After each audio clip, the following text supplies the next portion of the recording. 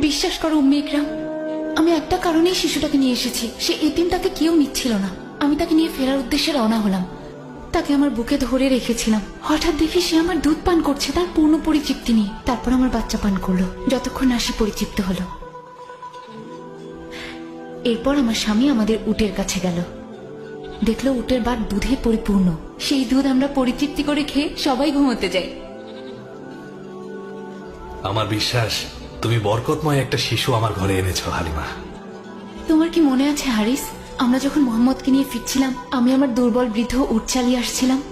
তখন উটের গতি যেন আগের চাইতে অনেক গুণ বেড়ে গেল। কিন্তু যখন মক্কার উদ্দেশ্যে যাচ্ছিলাম, তখন এই উটটাই চলতেই পারছিল না। আমার বান্ধবীরা জিজ্ঞাসা করলো, এটা কি সেই উট? আমি বললাম হ্যাঁ।